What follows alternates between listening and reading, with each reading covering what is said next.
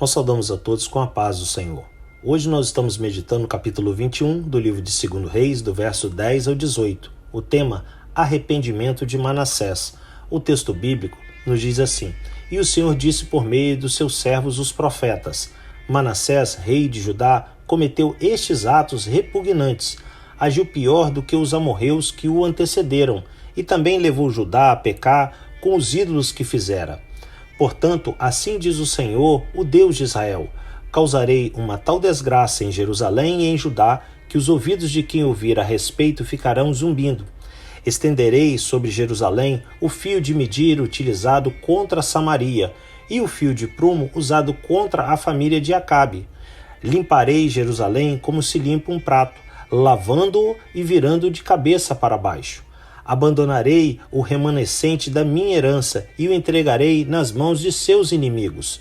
Serão despojados e saqueados por todos os seus adversários, pois fizeram o que eu reprovo e me provocaram a ira, desde o dia em que seus antepassados saíram do Egito até hoje.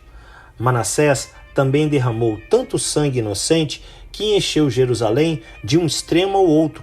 Além disso, levou Judá a cometer o pecado e fazer o que o Senhor reprova. Os demais acontecimentos do reinado de Manassés e todas as suas realizações, inclusive o pecado que cometeu, estão escritos nos livros dos registros históricos dos reis de Judá. Manassés descansou com seus antepassados e foi sepultado no jardim do seu palácio, o jardim de Uzá, e seu filho Amon foi o seu sucessor. Meus amados, os 55 anos do reinado de Manassés deixou Judá em uma condição espiritual pior do que aquela pela qual Deus havia destruído os cananeus, os moradores originais daquela região.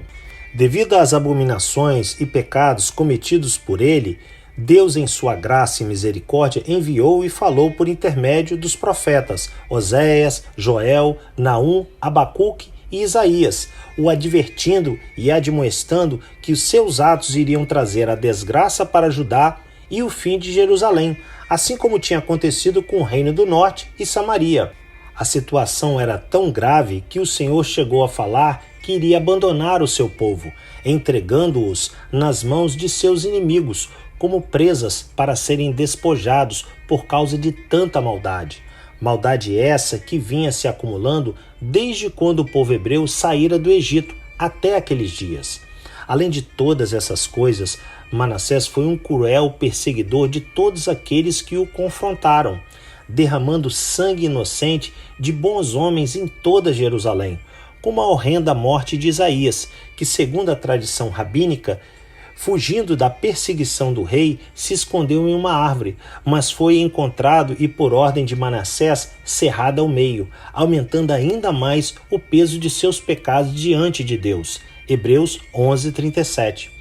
Em 2 Crônicas 33, de 10 a 17, nos relata que a falha de Manassés em não dar atenção aos profetas de Deus o levou a ser preso e humilhado pelo rei assírio no final de seu reinado.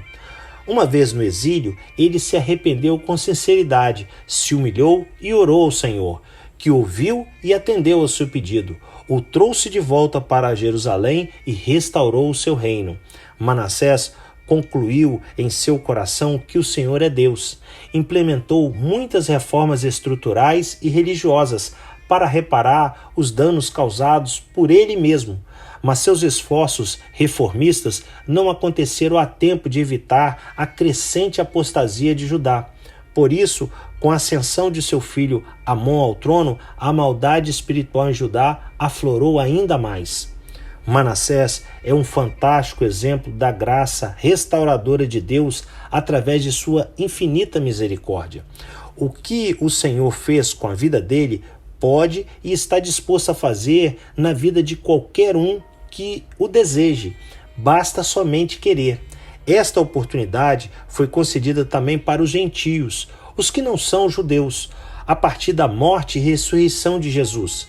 Não há pecado que ele não possa perdoar, através do seu sacrifício vicário, pois tomou todos os nossos pecados sobre si. Atos, capítulo 3, verso 19, nos diz assim: arrependam-se, pois, e voltem-se para Deus, para que os seus pecados sejam cancelados. Que Deus assim nos abençoe em mais esse dia de meditar na sua palavra.